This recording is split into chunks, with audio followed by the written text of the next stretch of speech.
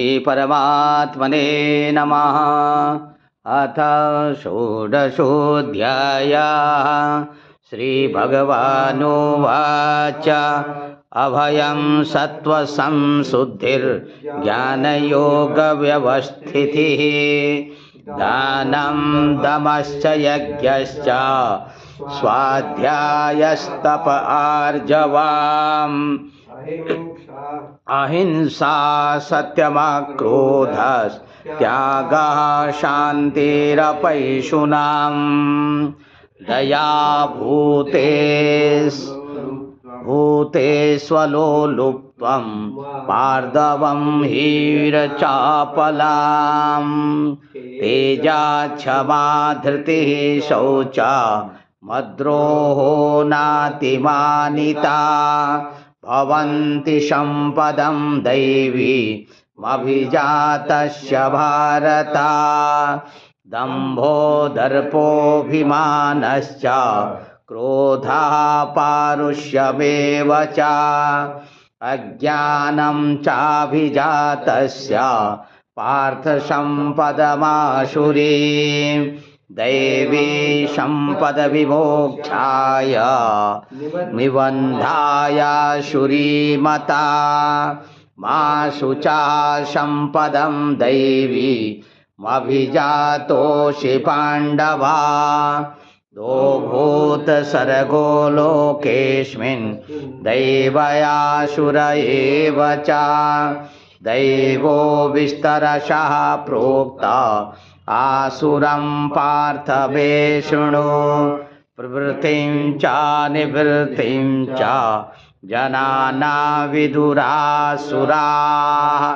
न शौचं नापि चाचारो न सत्यं तेषु विद्यते असत्यमप्रतिष्ठं ते जगदाहुरनीश्वरम् अपरस्परसम्भूतं किमन्यत् कामहेतुकाम् एतां दृष्टिमवष्टभ्य नष्टात्मानोऽल्पबुद्धयः प्रभवन्त्युग्रकर्माणः क्षयाय जगतो हिताः काममाश्रित्य दुष्पूरं दम्भमानमदान्विताः मोहात् गृहीत्वा शतग्राह्यान् प्रवर्तन्ते शुचिव्रताः चिन्तामपरिमेयां च प्रलयान्तामुपाश्रिताः कामोपभोगपरमा एतावदिति निश्चिताः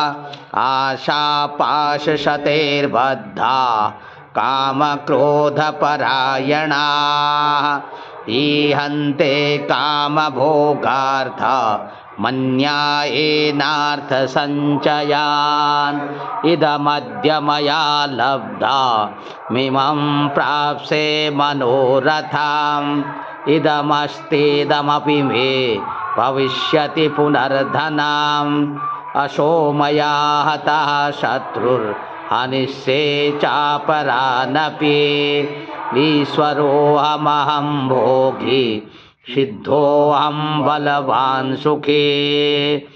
आढ्योऽभिजनवानस्मि कोऽन्योऽस्ति सदृशो मया यक्षे दास्यामि मोदिष्य इत्यज्ञानविमोहिताः अनेकचित्तविभ्रान्ता मोहजालसमावृताः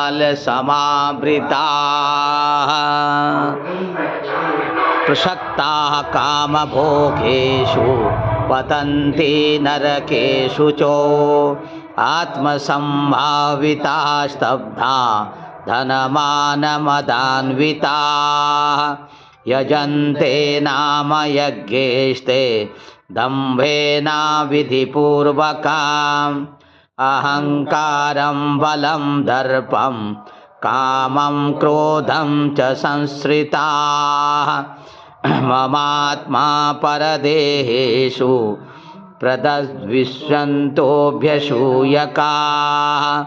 तानाहं द्विषतः क्रूरान् संसारेषु नराधमान् क्षिपामजस्रमशुभाना माशुरीष्वैव योनिषु आसुरीं योनिमापन्ना मूढा जन्मनि जन्मनि मामप्राप्येव कौन्तेय